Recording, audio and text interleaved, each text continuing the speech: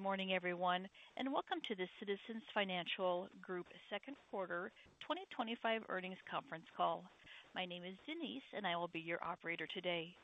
Currently, all participants are in a listen-only mode. Following the presentation, we will conduct a brief question-and-answer session. As a reminder, this event is being recorded. Now I will turn the call over to Kristin Silberberg, Head of Investor Relations. Kristin, you may begin.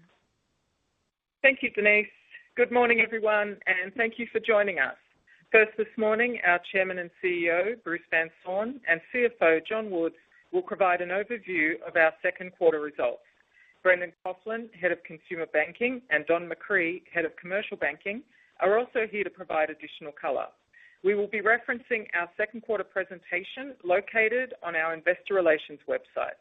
After the presentation, we will be happy to take questions. Our comments today will include forward-looking statements, which are subject to risks and uncertainties that may cause our results to differ materially from expectations. These are outlined for your review in the presentation. We also reference non-GAAP financial measures, so it's important to review our GAAP results in the presentation and the reconciliations in the appendix. And with that, I'll hand over to Bruce. Thanks, Kristin, and good morning, everyone. Thanks for joining our call today. We announced strong financial results today that exceeded expectations, notwithstanding tremendous uncertainty in the macro environment during the quarter. Highlights include strong NII growth of 3.3% sequential quarter, paced by NIM expansion of 5 basis points, and the resumption of net loan growth across consumer, private bank, and commercial. Good fee growth of 10%, which was paced by wealth, card, and mortgage. Good expense discipline with expenses broadly flat, resulting in 500 basis points of operating leverage, and credit trends remaining favorable and continued meaningful share repurchases. It's worth noting that capital markets still managed to have a pretty good quarter, notwithstanding the uncertainty in the environment. Our diversity helped as strength in equity underwriting and loan syndications offset weaker debt capital markets and a delay in the completion of several significant M&A deals. We expect that we will record over $30 million in fees on these deals in July, and our pipelines remain strong, setting us up well for the second half. Our balance sheet remains rock solid across capital, liquidity, funding, and our credit reserve position. We continue to execute well on our strategic initiatives. The private bank had strong growth in loans and AUM, with average deposits up nicely, but spot deposits impacted somewhat by the timing of inflows and outflows. We remain on track to hit all full-year targets. The business is on track to deliver in excess of 5% accretion to Citizens' bottom line and a 20% plus ROE in 2025. In addition, efforts across New York City Metro, private capital, payments, and BSO are all tracking well. We've commenced work on a project we are calling Reimagining the Bank, which will be led by Brendan and other top leaders. The objective is to redesign how we serve customers and run the bank, taking advantage of new technologies like Gen AI and Agentic AI. This requires changes to our organizational model, our underlying technology and data architecture, and imparting new skills to our colleague base. It will be multi-year in nature and ultimately serve as our next top program. Stay tuned for more details later in the year. With respect to the second half, we believe that economic conditions and markets are trending favorable, though further machinations around tariffs continue to present a degree of uncertainty. Fortunately, the fundamentals to drive higher deal activity and a pickup in loan demand remain intact, and we feel well positioned to capture the opportunity and to deliver good results. We remain comfortable with the full-year guide for 2025 we gave back in January, and we're well positioned to sustain that momentum into the medium term. In short, we feel good about our positioning overall from a strategic, business, and financial standpoint. We will stay focused on execution and the things we can control as we continue our efforts towards building a distinctive, great bank. With that, let me turn it over to John. Thanks, Bruce, and good morning, everyone. As Bruce mentioned, we delivered strong second quarter results with really good revenue performance and disciplined expense management, resulting in positive sequential operating leverage of about 5%. We saw lending begin to pick up during the quarter with net growth across commercial, consumer, and private bank, more than offsetting our non-core rundown. Referencing slides 5 and 6, we delivered EPS of 92 cents for the second quarter, a 15-cent or 19% improvement over Q1. Net interest income for the quarter was up 3.3%, driven by margin expansion and interest-earning asset growth. Fees were up significantly linked quarter. Wealth and card fees were a record for the quarter, and capital markets showed modest growth despite market uncertainty, which resulted in several meaningful M&A deals pushing into July. Mortgage also increased, largely due to an improvement in MSR valuation. Expenses were well managed and net charge-offs came in as expected. With respect to our balance sheet, we continue to maintain robust capital, strong liquidity levels, and a healthy credit reserve. We ended the quarter with CET1 at 10.6%, while also executing $200 million in stock buybacks during the quarter. And importantly, we are executing well against our key strategic initiatives, paced by continued momentum in our private bank and private wealth build-out. The private bank continues to steadily grow its profitability, contributing 6 cents to EPS this quarter, up from 4 cents in the prior quarter, and we delivered our strongest quarter of loan growth so far, adding $1.2 billion in loans. Also, we continue to make good progress in New York Metro, and our Top 10 program is on target and progressing well, with work commencing on a multi-year transformational TOP program to reimagine how the bank operates. Next, I'll talk through the second quarter results in more detail, starting with net interest income on slide 7. Net interest income increased 3.3% linked quarter, driven by continued expansion of our net interest margin and modestly higher interest-earning assets. As you can see from the NIM walk at the bottom of the slide, our margin improved 5 basis points to 2.95%, given the time-based benefits of non-core runoff and reduced drag from terminated swaps, as well as favorable fixed asset repricing. In addition, we continue to optimize our funding and execute well in our down rate deposit playbook as our interest-bearing deposit costs decreased 2 basis points. Moving to slide 8, fees are up 10% linked quarter. Capital markets improved modestly, driven by higher equity underwriting and loan syndication fees. Bond underwriting fees were lower due to a tariff-driven pause in activity for part of the quarter. Similarly, M&A advisory fees were lower, with some sizable deals pushing into July given the market uncertainty during the quarter. We expect that we will record over $30 million in fees on these deals in July. We continued to perform well in middle market sponsored bookrunner deals, ranking third by deal volume in the second quarter. And our deal pipelines across M&A and DCM remain strong in terms of the number and value of transactions given pent-up demand. Our wealth business delivered a record quarter with increased transaction activity and higher advisory fees from continued positive momentum in fee-based AUM growth in the private bank. Our card business also delivered a record quarter driven by a seasonal improvement in purchase volumes. Importantly, in consumer, we recently launched a new suite of MasterCard credit cards designed to address the distinct financial needs and preferences of our customers, which should help us accelerate growth in this business. Mortgage revenue growth reflects an improvement in MSR valuation as well as seasonal growth in production. Lastly, other income was a bit higher than usual this quarter as we had a few things break our way. This line can move around a little from quarter to quarter. On slide 9, expenses are broadly stable linked quarter, helping to drive positive operating leverage of about 5% and improve our efficiency ratio to below 65%. Our latest TOP program is progressing well and is on target to deliver a $100 million pre-tax run rate benefit by the end of the year. We've undertaken an effort to develop a much broader program to use new technologies to better serve customers and run the bank. We'll give you more on that later in the year. On slide 10, period-end loans were up 1%. This includes non-core portfolio runoff of roughly $700 million in the quarter. Excluding non-core, loans were up approximately 2% on a spot basis. The private bank delivered its strongest loan growth quarter so far, with period-end loans up about $1.2 billion to $4.9 billion. Commercial loans were up slightly given some new money lending growth and a pickup in line utilization. We are past the peak in terms of client BSO exits, which is also creating less drag to growth. And core retail loans grew, driven by home equity and mortgage.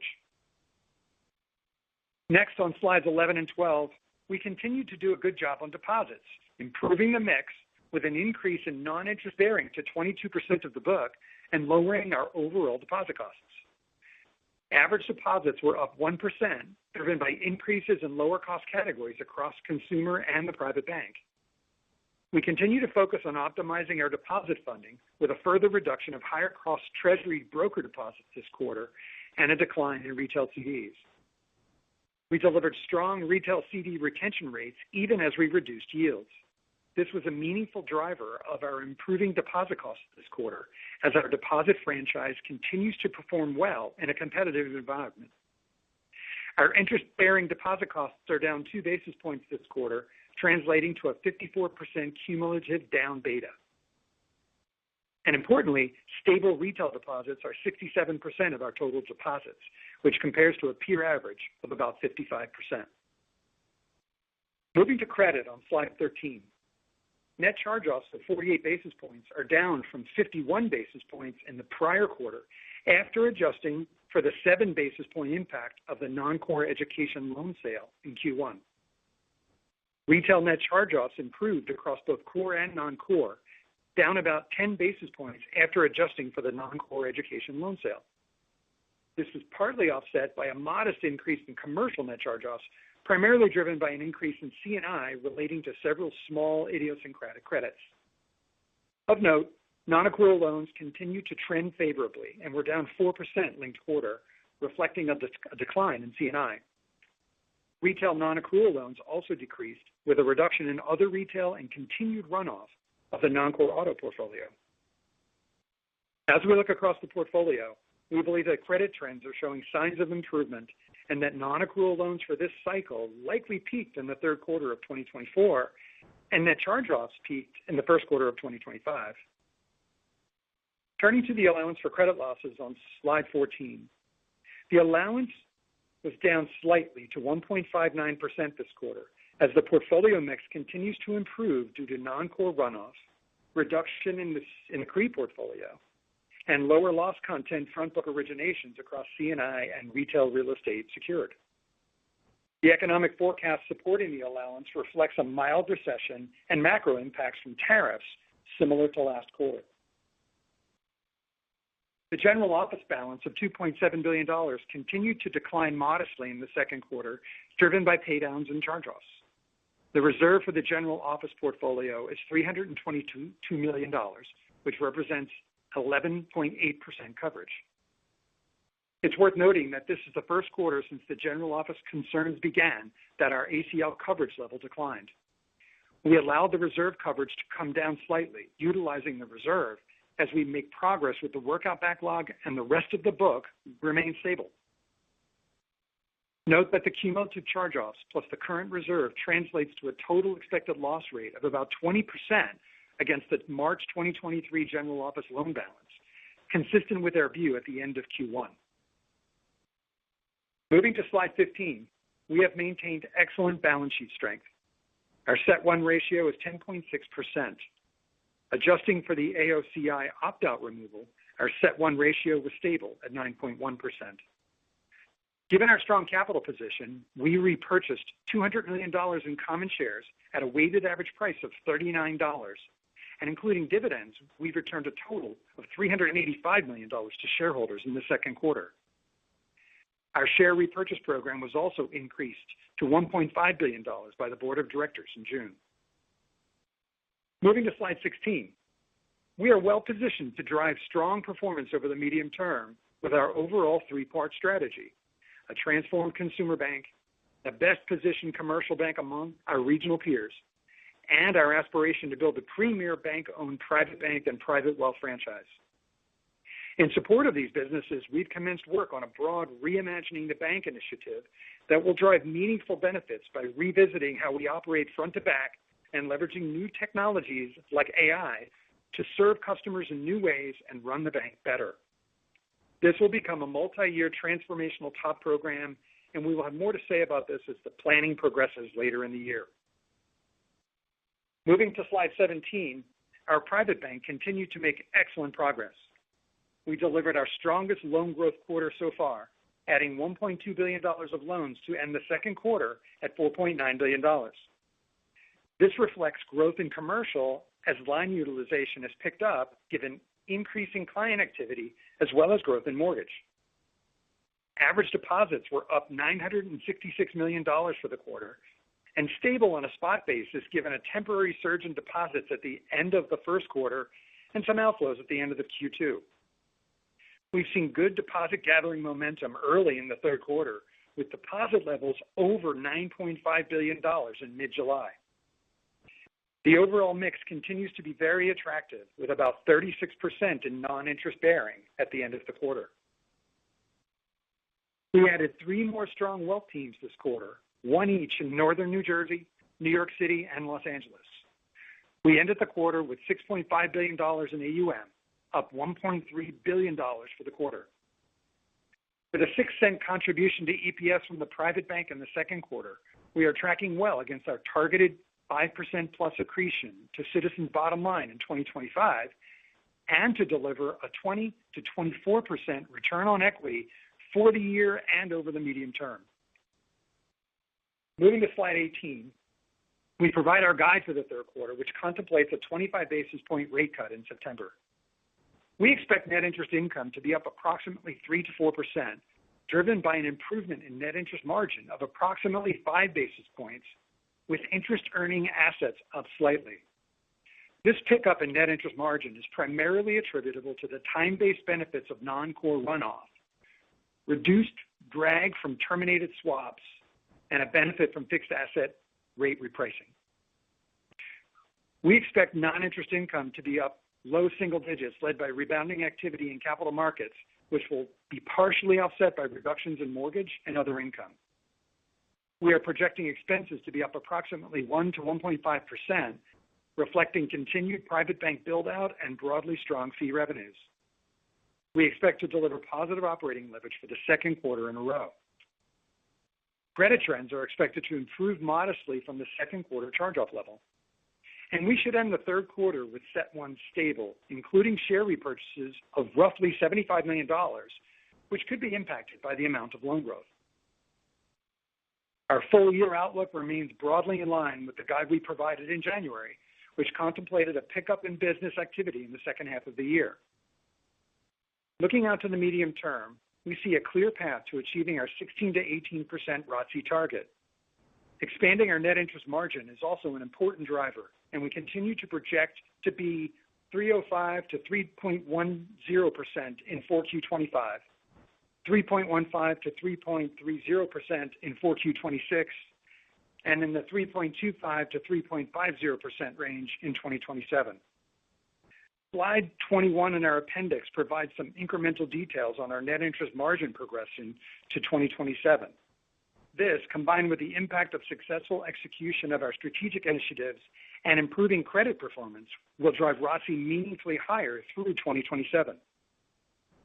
To wrap up, we delivered strong second quarter results that came in ahead of expectations, highlighted by growth in net interest margin, good fee performance, and positive operating leverage.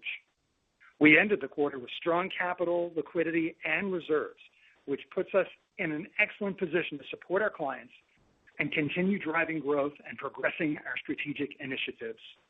With that, I'll hand it back over to Bruce. Okay, thank you, John. Denise, let's open it up for Q&A. Johnson, we are now ready for the Q&A portion of the call.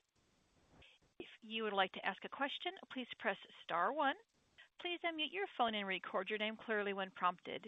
Your name is required to introduce your question. To withdraw your question, press star 2. And our first question today comes from Ryan Nash with Goldman Sachs. Your line is open. Hey, good morning, everyone. Hi. Bruce, you saw nice loan growth in the quarter. Obviously a decent amount of it was idiosyncratic given the gains that you're making in the private bank. So, I know there's a lot of moving pieces with loan growth, runoff in CRE, strategic runoff. But maybe can you just talk about, what you're seeing in terms of growth in sort of the private bank and then everything else, and how you're feeling about sentiment from borrowers for the remainder of the year? Thank you. Sure. I'll start, and then I'll pass it to Brendan and Don for more specific color. But I'd say it felt a little like an inflection point that we finally saw all three of the businesses, commercial, consumer, private bank, have net loan growth, and at the enterprise level, we had loan growth that exceeded the kind of BSO and non-core rundown actions that we're taking. And when we look into the second half, I would say we're constructive on kind of the macro and the fact that there's been pent-up demand to put money to work in the sponsor space. We're starting to see kind of some new deal flow. We're starting to see a pickup in line utilization there, and a little bit also in the pure corporate banking side. I think the private bank is finding its footing in terms of we kind of have the operation up and running. Initial focus is attracting the relationships and gathering the deposits in the operating accounts. And I think it's been a little slower to see the loan demand pick up, but we're now starting to see that. So some of the growth in the quarter was line utilization on some of the PEVC subscription lines we have, but also the individual consumer borrowing, particularly around mortgage, that's starting to pick up as well. And so we expect that now to continue. Clearly a little drop in rates, if it happens in the second half, would be a bit of a tailwind there. And then in consumer, we've been kind of just very steady. We have a great HELOC product. We lead the market in HELOC market share. That continues to be a product that is in demand, as well as mortgage being another area where we see consistent modest growth, but nonetheless it's growth. And then we launched a whole new card complex during the quarter, and we would expect to see balances in the card space pick up a bit. So, I'd say we see growth continuing really across the complex, and the other net positive is some of the BSO is starting to wind down and become less of a headwind. So the non-core reductions are smaller as we go forward. Some of the work that's been done in commercial, that's smaller as we go forward. And so that'll free up the overall net number to be a little bit more positive. So with that, why don't I go first to Brendan, and then we'll go over to Don. Sounds good. That was all well said, so maybe I'll just supplement that with a few numbers. In the core retail business, excluding non-core, we were up about $400 million quarter on quarter, about $1.4 billion year on year. So we're seeing steady, high-quality relationship-led growth. The HELOC progress that we're making has been substantial, and with external numbers that are available on title recordings, it appears we've been number one in the United States on originations in the last couple of quarters, and the credit quality has been very, very high 700s FICOs, mid-60s CLTV. So we're very pleased with it. Yields above 7%. So not bad when we're not playing across the country. And we're only playing in 14 or 15 states and number one nationally. So, and those all come with deep deposit relationships as well, given the structure of the product and our strategy. So we're very pleased with that. As Bruce mentioned, we're incredibly excited about the new credit card product launch. It will be mostly oriented around cross-selling into our retail customer base versus trying to be a national issuer. But we believe the products are very competitive. And in fact, we're seeing 30% of our early sales in our higher-end mass affluent-oriented card that we're calling Summit Reserve, which is a metal black card and also comes with an annual fee. So it can reposition the profitability of the credit card business over time, and we expect balances as purchase activity to scale in the back half of the year, start to see some modest high-yielding growth there. So we feel like we're well-positioned in consumer for that to continue and maybe accelerate a little bit on the yield side with card. In the private banking space, we're seeing really an unlock on growth across the board, $1.2 billion in growth linked quarter. 31% of the balances are consumer. That's up a little bit from last quarter. We had a 95% growth rate linked quarter on originations on mortgage. So what we're hearing in the market is that our customers obviously were dealing with higher interest rates for a while as we launched the business. You all saw that those metrics were heavy deposit-led early on, and they're starting to adjust to the new normal of where interest rates are, and business activity is starting to flow through. So the relationship started with day-to-day operating deposits, and it's now moving into lending, which is great to see. Yields are strong, 655 on the private bank, which is 433 basis points over the deposit cost. So we still have margin in this business that is NIM accretive, which is driving obviously the ROE accretion at the top of the house. For us to deliver the rest of the year in private banking, we need an average of $1.1 billion a quarter versus the $1.2 billion we just did. So we feel pretty good that the story can continue, and the pipelines are strong, and demand is really increasing. Hopefully with volatility in the market staying in the same zone we're in now or better, we feel really positive. And then on the non-core side, just as Bruce mentioned, the rundown is easing. Last year we were running down about $1 billion a quarter. For the back half of the year, it'll be about $500 million a quarter. So still a little bit of headwinds there, but that's reducing, which should be net accretive and hopefully allow us to all the front book activity we're seeing in the customer businesses to start to scale up. Okay, Don? Yeah, so I'll pick up where Brendan ended, which is, we've been reducing our book ex CRE by about $1 billion a quarter on our BSO agenda, and we're basically almost done with that. So that's going to be a headwind that goes away. We'll continue to reduce CRE a little bit to the tune of $500 million a quarter or so, but that'll be a little bit of a drag. But what we're seeing is broad business optimism across the board. This quarter, it was really led by the private complex, which everybody knows we've put a lot of resources, a lot of strategic emphasis on. So we saw a lot of great utilization in our subscription lines and our private credit lines. That was probably about 75% of our loan growth in the quarter, with about 25% coming from C&I. But as I'm out talking to C&I customers, they're starting to see the uncertainty around the different policy questions abate. So you've got the budget bill passed, you've got the Middle East solved, you've got tariffs moving behind us, and they're beginning to invest in their businesses again. And we're seeing, quite dynamic pipeline growth across core C&I.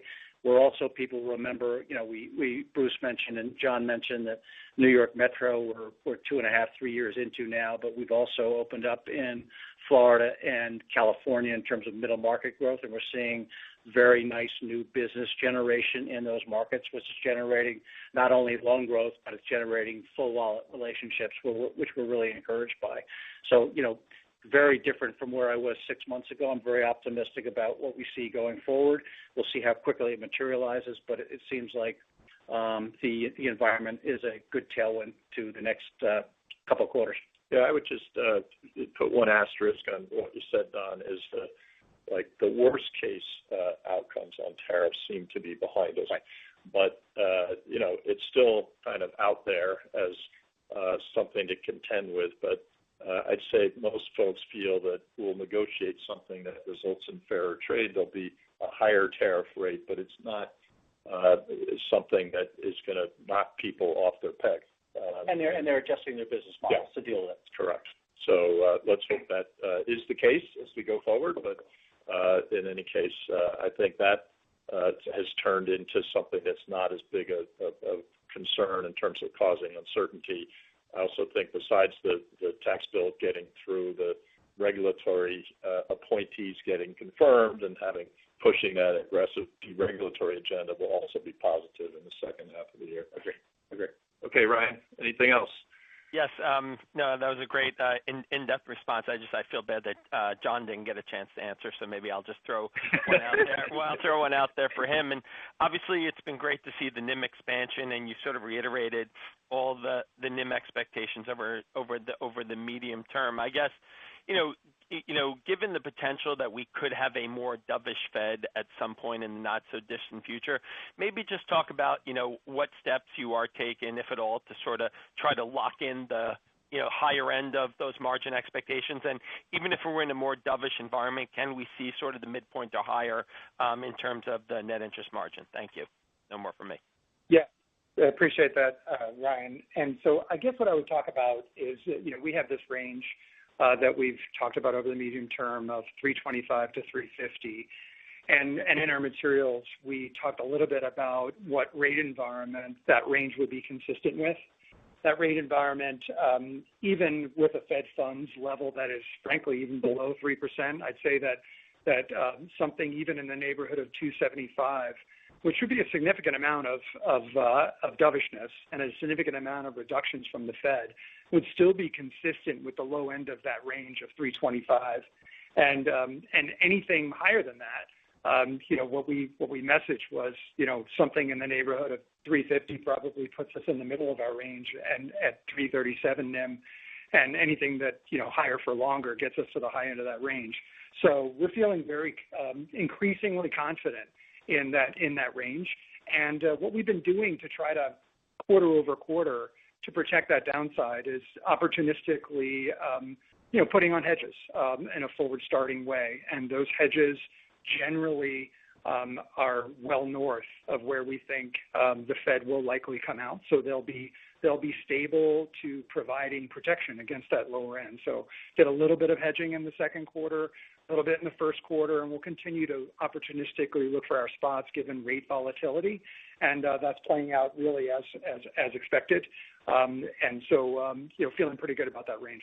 Yeah, I'll just add is that you don't want to spend all your powder on the down scenario. So we've left some of the out years a bit open because you could get in a situation where you have stagflation, and then you want to, be able to participate and get the benefit of that in a higher rate environment. So, that's kind of a judgment call, but I think we have a really good buy box discipline, so to speak. So we're waiting to see little spikes, and then we'll put some more on, but we're still kind of open to the possibilities that we could end up in a different scenario than what is the consensus scenario of the Fed kind of moving down.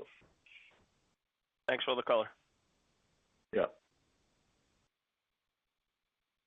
Thank you. The next question comes from Erika Najarian with UBS. Your line is open. Yes, hi. Good morning.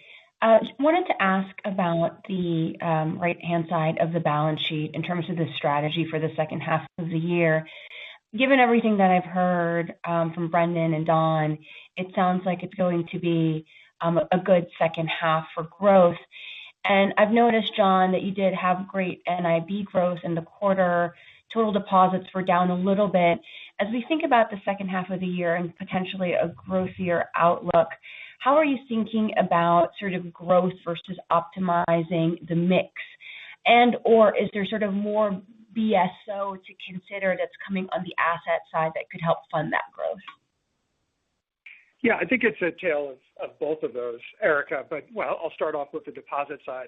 We're pretty pleased with our low-cost deposit trends. So the mix improved in the second quarter compared to the first quarter on DDA and low-cost overall. And those contributions, are driven predominantly by our idiosyncratic private bank, growth that comes in at 36% of non-interest bearing. So that's accretive to top of the house. But also the core retail deposit base has just been performing exceptionally well versus peers from all that we can tell. So there's very strong momentum there. And then we have really good seasonal factors that contribute on the commercial side in the second half typically. So all of that lines up for what we believe to be stable to improving mix on the deposit side while actually still being able to grow deposits to support our loan growth outlook. And a stable LDR outlook too. Stable, excellent liquidity with very good LDRs. A good point there. And then of course on the left side of the balance sheet, we are still rotating capital. Maybe to a declining degree, but we've done a really nice job of rotating all of that capital out of non-core and deploying it into highly strategic opportunities in the front book across all three businesses, all three legs of the stool. So that's been really efficient, and that front book, back book is extremely powerful and will continue for some time, in the non-core space. And you heard Don talk about the fact that he's still rotating capital in C&I, although to a decreasing level, such that we're seeing some of this growth fall to the bottom line. Okay. I'm going to just briefly ask for a brief comment with color so we don't chew up too much of the clock. But Brendan, maybe anything to add on kind of strategies in the second half for consumer or private bank, and then Don, I'll flip it to you also for a brief comment. Yeah, just quickly to John's point, the benchmarks we see show that our low-cost deposits in the retail franchise are outperforming peer averages by over 300 basis points for the year so far, which is giving us a lot of optionality on how we manage our deposit strategy.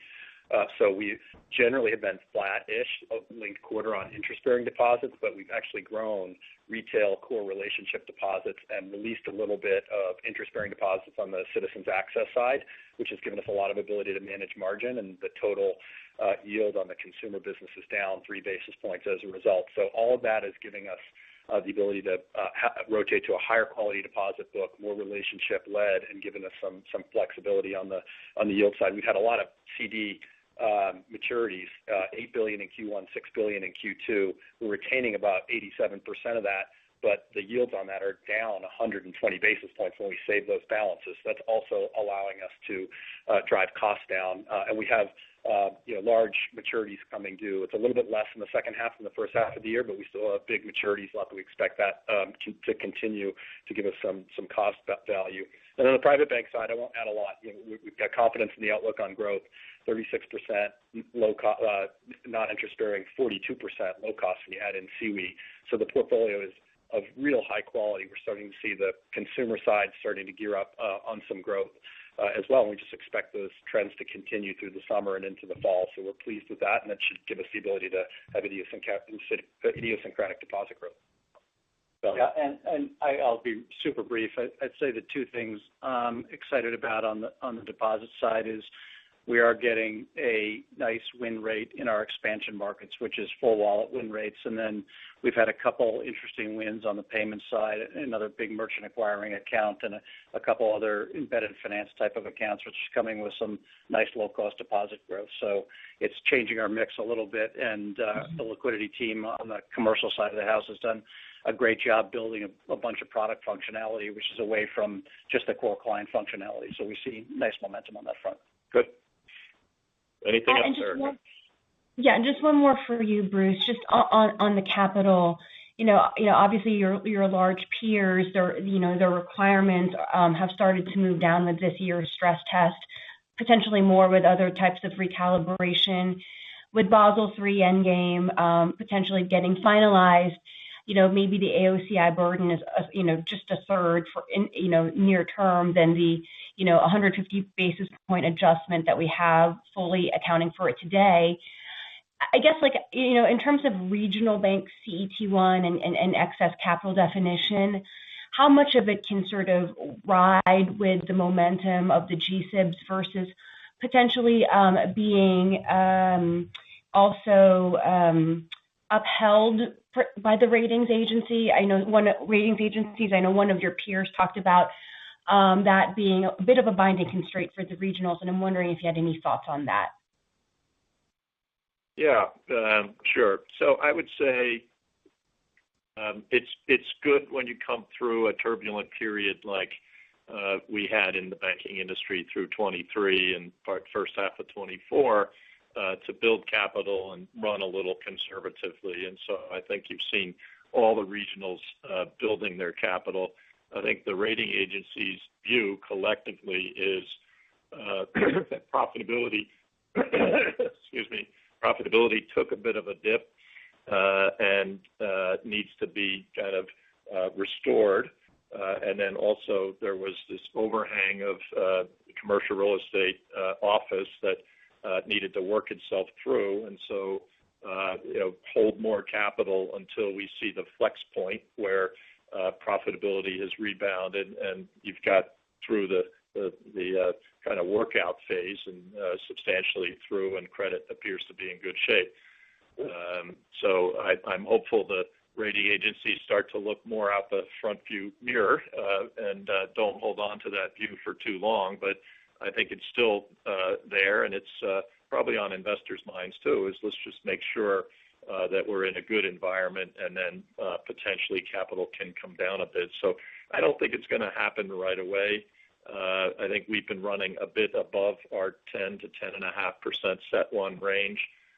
Ultimately, I think we'll be able to bring it back into that range and still probably stay a bit on the conservative side. That's been our MO really since the IPO, is to run a little conservative on capital, and there's some real benefits that come from that. If you have a fortress balance sheet, the economy's going to go through cycles. That means the industry's going to go through cycles, and there's going to be opportunities. Witness when the West Coast banks failed, we were in position to go bid and ultimately to do the startup of the private bank in a tough environment. So actually running with a little more conservative in your capital structure proves to be a long-term benefit.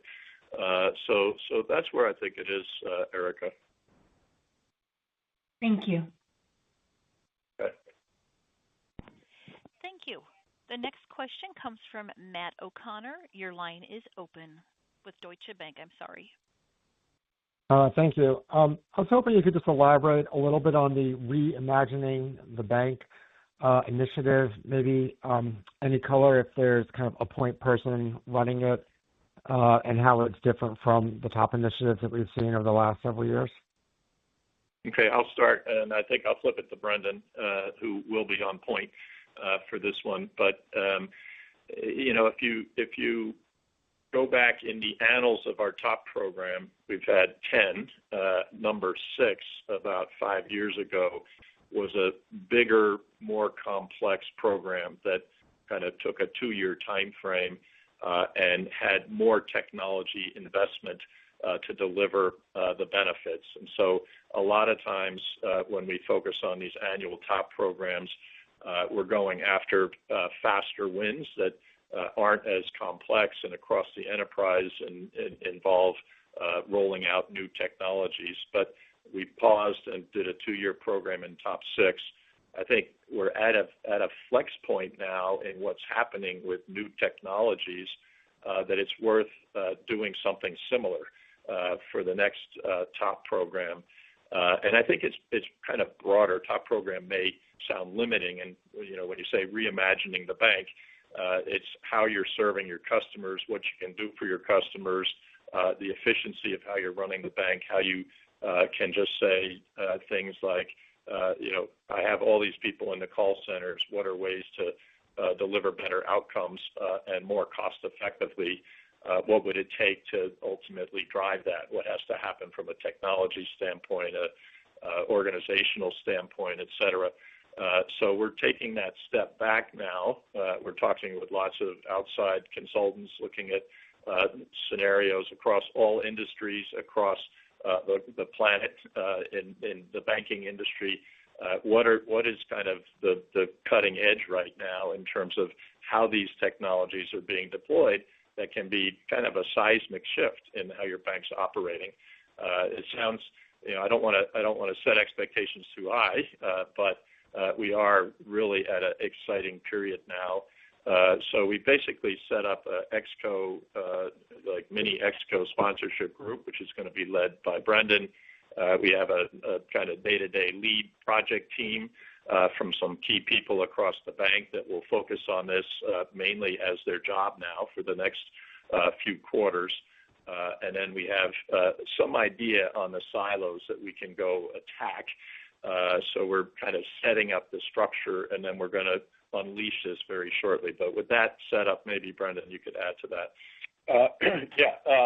I guess my thoughts here would be, after going through the IPO for 10 years and then through COVID, I think for Citizens, it's a natural reflection point on the next chapter for the bank, and kind of what got us here might need to shift a little bit on what's going to get us to the next phase. And so good to just pull way back and have a broad lens on that. And then to Bruce's point, you combine that with the market dynamics that things are changing very, very fast. The use cases on AI are becoming a little bit more real versus hopes and dreams. And how do we combine those two dynamics to simplify the business model, get really crisp on where we want to win, and then really reimagine how the bank works to get things done in a win-win fashion, faster, cheaper for the bank, better from a customer experience standpoint for our customers. So all things from operating metrics and artificial intelligence and cost to our people strategy and corporate real estate to simplifying our vendors and getting really, really focused. Everything's on the table. And so the work to be done over the next couple of months is just to hone that and get really focused on where we want to get to, which, as Bruce mentioned, you'll hear from us as soon as we get more specific on what we're going to tackle. But it's been 5 or 6 years since we did the last really big top, and that's probably the right timeline to move from the smaller programs back to a really large one.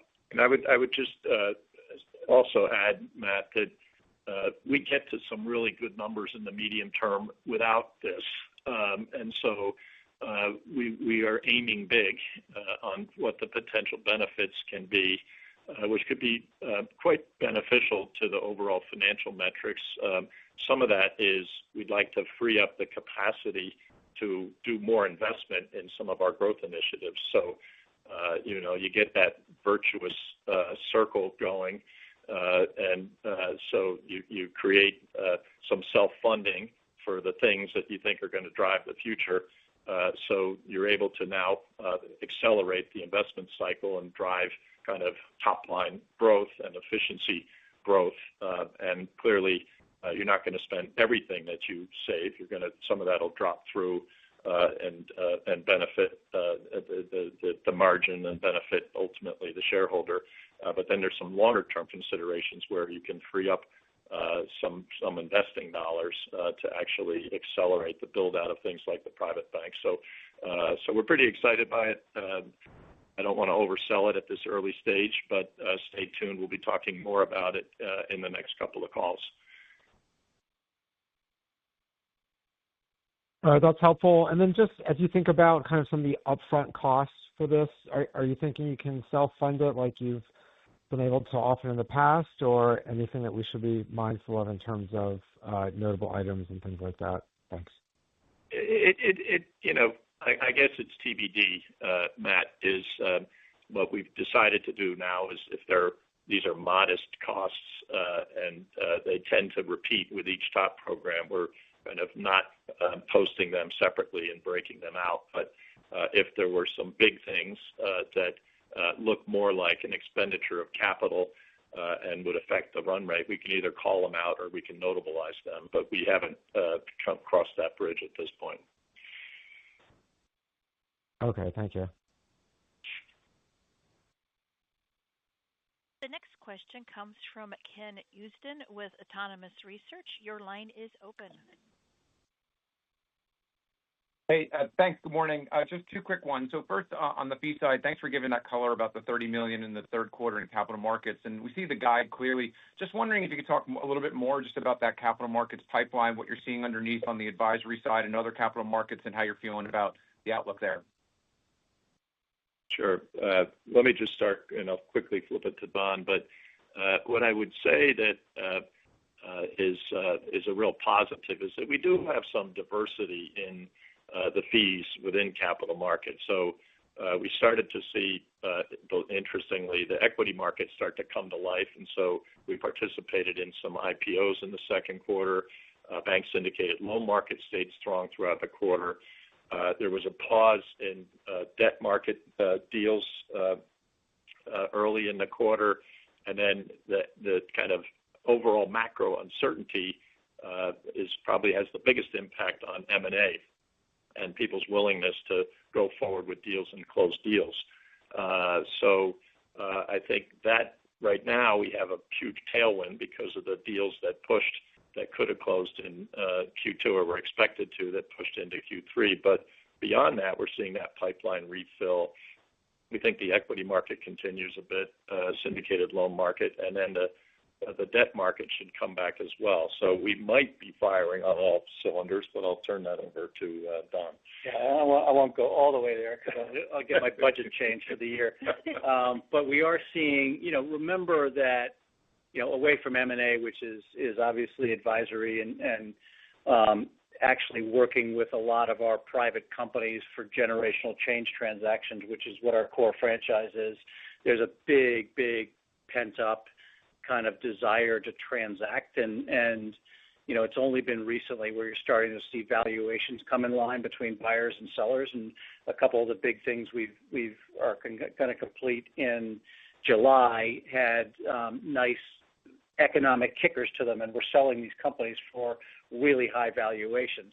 The second thing I'd say is, on the financing side of things, whether it be syndicated lending or the bond businesses or even some of the equity businesses, it's largely been a refinancing of capital structure kind of exercise, and we haven't really seen the new money engine kick in size yet, and it feels to me like that's happening as I'm looking at our pipelines, that we're starting to see and it's not just continuation funds from the private equity guys, which is the flavor of the month, but they're beginning to actually transact in a much more significant way. So you're seeing the whole private complex beginning to, come forward and look to put capital to use, whether that is a third quarter event or a fourth quarter event. I'm not totally sure yet, but the pipelines feel pretty good. So I'm more optimistic than I've been in a while in terms of momentum across the diversified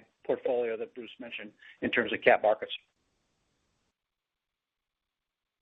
Okay, great. And then just it's clear to see like the mortgage over earning in the quarter, so that's clear in the forward guide. Just the other was a bunch of smattering of items. Was there anything notably sizable in there, or what a better run rate is for that other fees? Thanks, guys.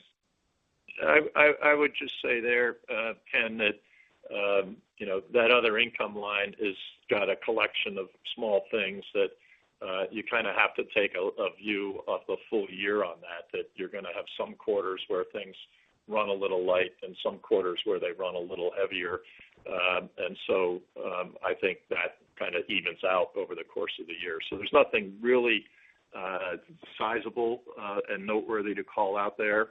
It just seemed like a few things broke our way and less things broke our way in the first quarter. Yep, perfect. Thank you. The next question comes from Steven Alexopoulos with TD Cowen. Your line is open. Hey, good morning, everyone. Hi. I wanted to start, so first on the private bank. So if we look at the $12 billion deposit target for the end of this year, I know the trends aren't linear, but just given what we saw at 2Q versus 1Q, what gives you confidence? It's roughly $3 billion or so growth for the second half. Can you talk about that? Yeah. Well, as John mentioned in his comments, we're mid-July, we're already up over $9.5 billion, and so the 8.7, if you look at the average deposit growth, was quite healthy. Had some positive noise at the end of Q1 that flowed back out seasonally, and then we had some lumpy couple of days at the end of this quarter. So looking at the average balances is probably the right way to do it on the underlying momentum, and we're starting to see that ramp back up. So, it is true we'll need a strong summer and fall and a strong close to the year to get to the numbers, but we see the demand there. The platform is scaling. Our bankers are hitting their stride. They're getting used to the platform and used to the bank. That we still see the white space as nobody has truly emerged to cover it. We're still seeing strong inflows, and so demand is high. It's going to be about execution, and the underlying pace I think needs to be in line to maybe slightly better than what we saw in the second quarter for us to get there. But we've got confidence that that's the case. We also have had some new teams that have come on in Southern California, as an example, that are just getting their feet under them. So we have some positivity there, and very targeted. We've added a few folks in a handful of the markets. So there's a lot of dynamics going into that. It certainly is an ambitious target for us, but we do have confidence we can get there. Okay, that's helpful. And then for my follow-up, so this commentary around reimagining the bank is really fascinating.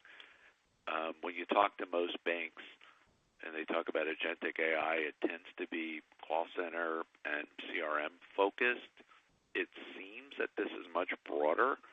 Are you guys, is this like everything on the table, client experience, cost saves, risk mitigation? Are you looking at everything? And then if you are, it's amazing if you could pay for that, not see an increase in expenses, because if you look at the large banks, they need to spend first to start seeing the benefits. Could you unpack that a bit for us?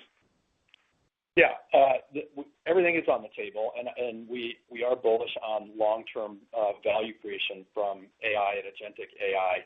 But there's some tried and true things in there too, in the program too, that will help self-fund part of the journey that aren't necessarily the new modern technology-led initiatives like vendor simplification at a broader scale with much more of a strategic lens, taking a look at how the company's structured from a real estate standpoint. There's a lot of other more traditional things that we've hygiene cleaned up on the various top initiatives, and now we're going to take an even bigger step back. So it will be a myriad of things, and so our hope is, and this is what we're going to scope out through the summer period, that we can sequence all these investments in a way that has it smart and logical, and have some quick wins that can maybe supplement some of the ideas that take a longer time. But the reason we're having a much longer window in this top versus the other top is that some of these initiatives do take a little bit more time for the ship to come in, and we want to take that medium-term, longer-term lens on this. So we're planting the right seeds, not just to impact the next year or two, but impact the next 3 to 5 years.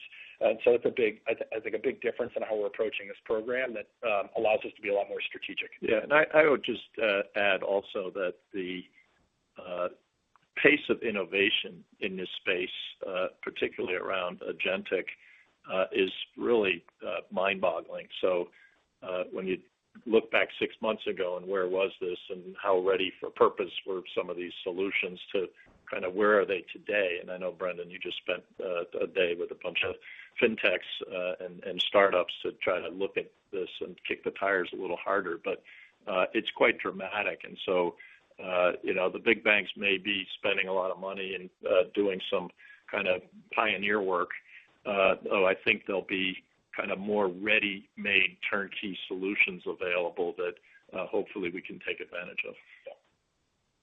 Got it. Terrific. Thanks for the color. Yeah. Thank you. Up next is John Pancari with Evercore. Your line is open. Morning.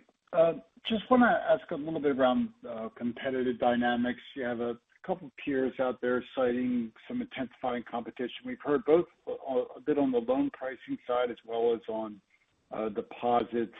And so I just want to see if you can give us a little bit more color what you're seeing there in terms of on the deposit side, your confidence in your data expectations, and are you seeing any of that pressure? And then on the loan pricing side, specifically as you see some acceleration in loan growth and your strategies there, are you seeing some intensifying competition from banks and non-banks? Let's start with Don on commercial. Yeah, so John, yes, the answer is it's competitive out there. It's always competitive.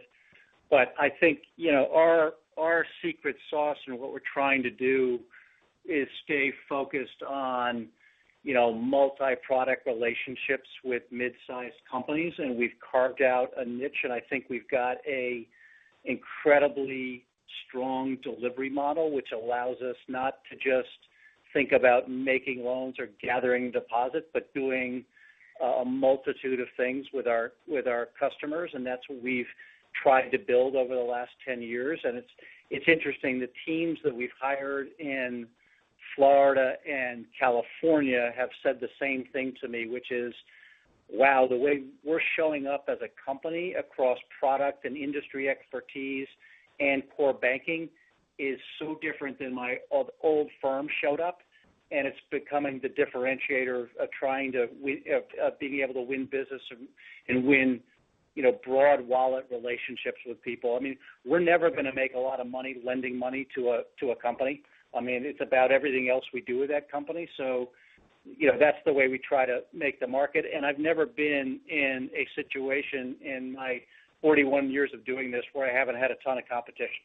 And you just got to be day-to-day more focused and day-to-day better to create the kind of relationships that you want to bring onto the balance sheet, and then also pass on the things where you're not going to make a lot of money, where it's just a price game. And that's what BSO has been about for us. So we're really trying to rotate capital to where we can build those enduring relationships. And, knock wood, so far so good. And, the whole, if you look at private credit, which is what a lot of people like to talk about, we're now bankers to the private credit complex. And we've created an amazing business banking the private credit complex that actually is, in a very equivalent way, replacing our leverage finance kind of fee stream and our leverage finance earning stream with a much more attractive earning asset on the private credit side of things. So trying to stay ahead of the trends and trying to stay smart about where the market is going, and then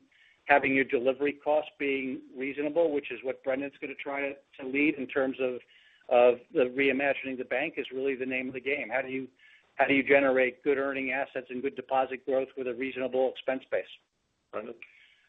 Same themes on my businesses. I'd say it is really intense. It's always been intense. I think it's largely been unchanged recently. So there's a lot of competition out there. There's always some irrational folks pricing out there. I think what we're spending a little bit more time on is if rates pull back, how do we play that? And do some competitors play it a little bit more irrationally on the deposit side and hold serve for a while to gain deposits and deteriorate margins, or chase the market down really fast on lending? We'll see what happens. But right now, we're competing well in a really intense market.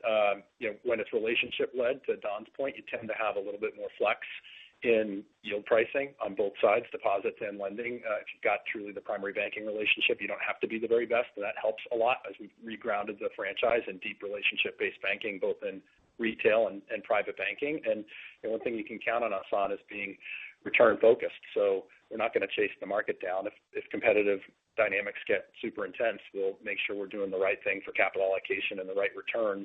We're very committed to, on private, as an example, to have a 20 to 24% return profile. So we're going to stick to our guns there, price loans and deposits what we believe is appropriate for market conditions, and then we'll have to compete and win on relationships. And we're doing that so far, and I don't expect that to change. Just two quick items here to add on top of that. One is spreads are holding in. We're holding our discipline on the commercial lending side of things, and returns in retail and consumer look good. On the deposit side, we've had this outlook of low to mid 50s cumulative beta over the medium term, and already through the end of the second quarter, we're at 54%, which is better than median, better than average, and a really strong performance so far this cycle. And we have all of the foundation and mindset is there to continue that performance over the medium term. Maybe one more point. I think we've made this on other calls, that we've had probably a little bit more leverage than some of the other peers when you think about Citizens Access and now the private bank. So depending on how competitive dynamics flex across all the segments, we can capitalize where there's better ground. Okay, great. Thanks. And then Bruce, just curious on your updated thoughts around the M&A backdrop. We've seen some, a resumption of deals amid the regional banks. Just wanted to get your thoughts there. And I know you've kind of implied that over time, if you get that, you've got to work towards, your results, and then that will drive a multiple in your stock and everything. And just curious how you see Citizens as being a potential player in the wave of consolidation that we could see. Yeah. So I think nothing's really changed there, notwithstanding a small deal that was announced last week. But, our focus right now is driving this organic growth. We have a huge opportunity here to get our ROTCE back where we'd like it to be, to capture that white space that First Republic vacated, and build up our private bank and private wealth business, and really drive the growth in the New York City metro market that is sitting there in front of us to execute on. So I want to not get distracted and make sure that job one is to continue to drive great execution and drive the ROTCE higher. I have said, though, if there's a really attractive opportunity down the road, I have total confidence in this leadership team and our ability to integrate that and execute on that. But, you'd have to be a pretty high bar to make sure that you had the financials, the strategic, the cultural fit in order to go do something. But I think that's more kind of down the road than it is imminently. Got it. All right. Thanks, Bruce. Yep.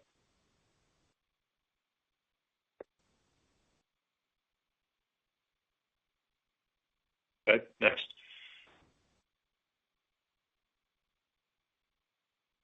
Denise? Gosalia. Oh, I'm so sorry. I had my mute button on. That is from Manan Gosalia with Morgan Stanley. Your line is open. Hey, good morning, all. I had a quick question on credit. Given that the office reserve was down about 50 basis points, can you update us on what you're seeing in the space? And I guess if things are improving, how you're thinking about managing that reserve and the overall ACL over the next few quarters? You want to start, John? Yeah, I'll just go ahead and start off there. Thanks for the question. We're seeing some really good trends in credit, as you saw in some of our results. Broadly, charge-offs being down, from last quarter to this, and expected to be down again. So we're keeping an eye on that, but the trends look good. Non-accrual trends look very good. And lastly, as you're asking about with respect to general office, this is, I think the thing to keep an eye on is the dollar amount of reserves that we're allocating to this book. We are down this quarter about $30 million or so. That rate will jump around a little bit, but this is the first quarter where we're really charging off against the reserve and don't feel the need to re-provide for those charge-offs. That reflects some expectation of stability in valuations, as well as an understanding and an outlook with respect to probability of default that are all feel well controlled and ring-fenced at this stage. So that's been a big level of uncertainty that we have a sense here may be starting to get behind us. We've had peak credit losses are behind us, we believe, for this cycle, as well as I think we mentioned peak in non-accruals. So I think that is all trending well. And I think the last thing to keep in mind is our front book, back book. So as we're running off other areas of the book, such as CRE, outside of general office, most of the front book has a lower provision and ACL need compared to what's getting run off, including in non-core. So a lot of those trends would be consistent with coverage levels being adequate now and possibly some opportunity to moderate that over time, as long as the macro holds in. So, to wrap it all up, a lot of really solid tailwinds on the credit side, and feeling like that looks good for the rest of the year. John, you want to add anything on office? No, I just say that, I don't think we've moved a office property into our workout group in the last year. So, the problem children who are going through the workout process and where we've got the reserves put up are well identified and well through their restructuring process. And the rest of the book, there's some good tailwinds in terms of the office environment in different cities across the country, notably New York City, which is quite strong. So I think, if you go back 2 or 3 years from now, we had a lot of uncertainty. Right now, we feel like we've got it really boxed, and we're comfortable with where we've got things reserved, as John said. Okay, good. That's very helpful. And then, Bruce, I don't think I heard you talk about stablecoin when you spoke about the Reimagining the Bank initiative. Is that an area of focus? And if that is, how are you thinking about the investments there? And in general, what impact do you think that'll have on Yeah, I wouldn't put that under the umbrella of Reimagining the Bank. I think that's more kind of an initiative for us to develop under kind of our overall payments business and payment strategy. And I think it's got a lot of buzz right now, and there's some potential use cases that may ultimately establish themselves, and cross-border payments is one everybody's talking about, but we're certainly monitoring developments there. We see you always want to make sure that you're capturing opportunities and minimizing risks when you see these trends develop, but I think we've got smart people looking at these things. We're talking to our customers. We want to be there to serve our customers. So I think we're positioned well, but I wouldn't call it out as something that in the near term is that dramatic, that'll have that dramatic of an impact on us. And a lot of times you're going to look to do these developments in consortia with other banks or leveraging some of your key vendors like Fiserv. And so we're looking at all of that, but I don't think there's a significant investment that's staring us in the face at this point. Fair enough. Thank you. Okay. Thank you. The next question comes from Chris McGratty with KBW. Your line is open. Oh, great. Thanks for fitting me in. Bruce, on capital allocation broadly, given the momentum you have in your capital markets business, is there a case to be made to be upping capital to these businesses? Anywhere you'd like to lean in a little bit more? I think it's more of an OpEx question than a capital question. And so we've been adding coverage bankers in key industry verticals and corporate finance specialists. And so we'll continue to do that. We've added coverage bankers in the middle market, as Don mentioned, in some of the expansion areas, building out New York Metro and investing in Florida and California. So a lot of this is people cost. I think we have good capital allocation to do the business that we focus on and underwriting limits, et cetera, for a bank our size that are prudent. I think it would be a mistake potentially to say, well, let's just take more swings and raise that capital limit and do bigger deals. We tend to run into the big boys as we move up market, and we also want to stay prudent in terms of the risk we're willing to take and making sure that we stay granular. So I'd say probably no in terms of additional capital.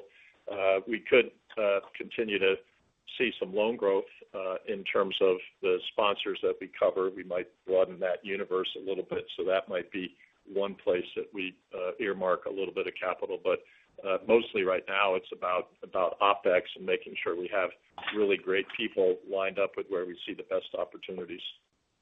Yeah, I think that's right. And I think where you'll see us over-index is probably building depth and industry specialization, as Bruce said, in terms of our corporate finance teams. I think we've got, plenty of talent on our core underwriting desks and our core capital markets businesses, and we don't feel capital constrained, at all for the business that we're trying to undertake. So we have a good complement of M&A professionals as well, and so a lot of that doesn't take capital, right? So that's pure advisory. If we were adding to that, it would maybe be to complement industry verticals. If we go out and buy another boutique, it might be a place where we think we're a little short and we could benefit from some expertise. But I don't see a huge amount taking place there either. I agree. Okay, I appreciate that. And then the follow-up, the comments about charge-offs peaking likely in the first quarter and NPLs last third. If I separate the office discussion, which you just handled, anything notable to call out in terms of inflows or inflow reversals over the last couple of quarters that give you confidence in those numbers? Thanks. Yeah, no, things are playing out, as expected, very nicely. So I think the macro stability. We were a little conservative with the macro this quarter. So I think we're well positioned for any uncertainties going forward with respect to tariffs or unemployment, which we actually raised a touch in the second quarter. But to remain conservative on that outlook. But when it comes to the back book performance, it's actually playing out as expected, and next quarter we expect charge-offs to be down slightly, as we mentioned. So yeah, nothing to really call out. And I think part of that is just our risk appetite and where we focus our strategy. So in consumer, we're focused more on mass affluent, and affluent is our sweet spot. So we have kind of less exposure to the mass customer, who's the first segment to get stretched, and so you don't see any trends in our delinquencies or anything concerning at all. And then again, on the corporate side, we've moved up market a little bit, and we've grown kind of the upper end of middle market and mid-corporate, and those tend to be a bit stronger credits as well. And so we don't really see any hot spots across C&I. And where we do have, riskier exposures like leverage finance, we're highly diversified with very small holds. Yeah. We distribute, 90% of those transactions. So our average hold is like $12 million.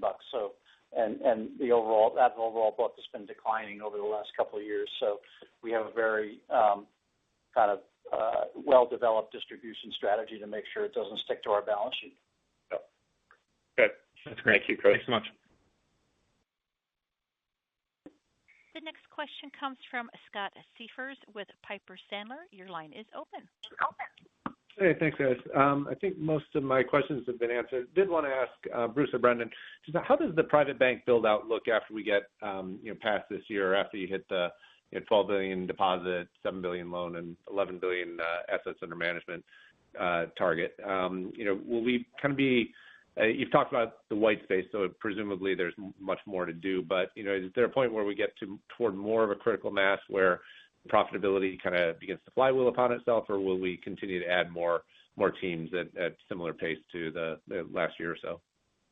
Yeah, let me start, and Brendan, you can offer some color. But I think it was really important when we initiated this startup that we put some markers out there and we stayed disciplined and we demonstrated that we could grow this business in a prudent fashion, in a sustainable fashion, profitably, and that we would generate good returns. And so we've held that discipline.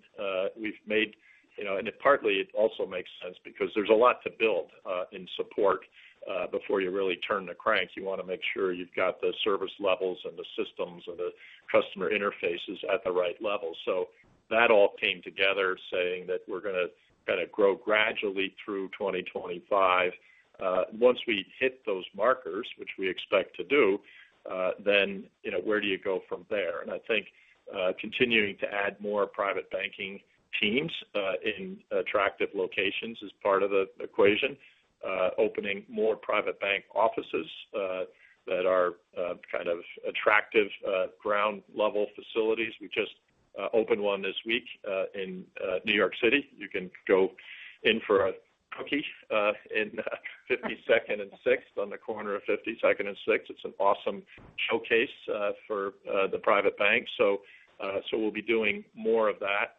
We're ramping up the wealth teams so we can have kind of better solution set for folks, both banking needs and their wealth needs as well. And so I would expect that to continue. But if you go out 3 to 5 years, this can grow quite a bit from being 5 to 6% accretive to the bottom line. It can easily scale up from there, and I think we can do it profitably. So, Brendan? Yeah. Only thing I would add is it's incredibly important to us that we stay true to the financial guardrails we put in place in terms of having this be the loan growth be driven by first securing high quality funding, and that will be a governor on our growth, that we won't get out over our skis, and that we have this be a financial profile that has return accretion to the franchise versus dilution. So those things are heavy considerations. Having said that, I agree with everything Bruce said. The opportunity is still very big, and as we consider growth, it ties a little bit into the reimagining the bank. If we can self-fund the journey, maybe we'll go a little faster. But we're going to stay very true to the value proposition and the guardrail. We believe there's white space in the integration of banking and wealth, and so we need talent that believes that too and can scale. And we certainly have other markets that we operate in today, in retail and commercial, that we're not yet in private banking, that are great markets for us to round out our full bank proposition and plant a private banking flag. As well as sort of some of the newer markets like Florida and California that still provide a lot of running room for growth. So right now we're focused on delivering the year, but we definitely see opportunity for sustained growth into the future in 26 and beyond. Yep. So we'll give you more color on that actually when we get to the January guide and we talk about 2026. But I'd like to be leaning forward as early as next year to actually continue to scale it up. Perfect. All right. Thank you. Thank you. The next question comes from Ebrahim Poonawala with Bank of America. Your line is open.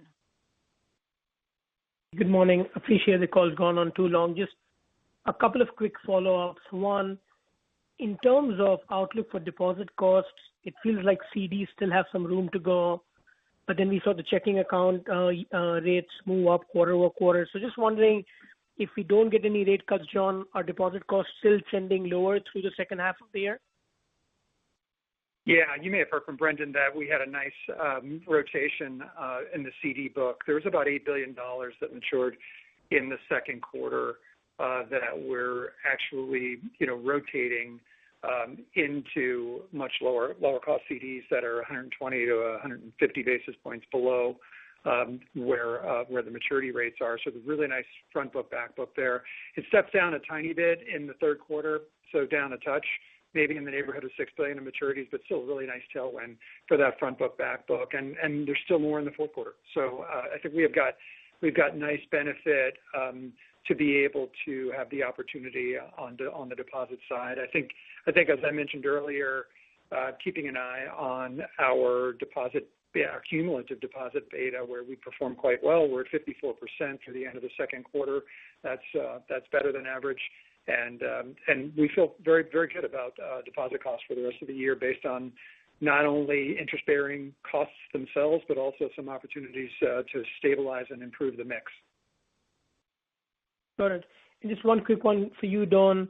When we think about the lending outlook, I'm not sure if you addressed this, any uptick on the sponsor-led side, anything about capital call line lending? Are you seeing any pickup there, and how much of that's kind of baked in for the back half? Thanks. Yeah, we've seen about a 8% increase in capital call utilization in the second quarter. So that drove a little bit of our loan growth in general. And the trending I heard from the team yesterday is they continue to expect further growth and utilization as we get it. We're not adding a lot of new capital call lines, but we're just seeing utilization revert to normal, and we're about six points below our long-term average utilization in our capital call lines. So, you're seeing the deal announcements going on out there. Capital call lines get driven by not the deals we're doing, but obviously by the broad activity of the PE complex, and they're beginning to get more active. So we think there's some continued upside in utilization on that side of things. Great. I think that's our last question. Great. Before I leave, I just want to take the opportunity to thank John Woods for his contribution along our transformation journey. It's been great working with you, John. And anyway, we wish you well in your next chapter. Thank you, Bruce. Okay. And with that, let me thank everybody for dialing in today. We appreciate your interest and support. Have a great day. Thank you. That concludes today's conference call. Thank you for your participation. You may now disconnect.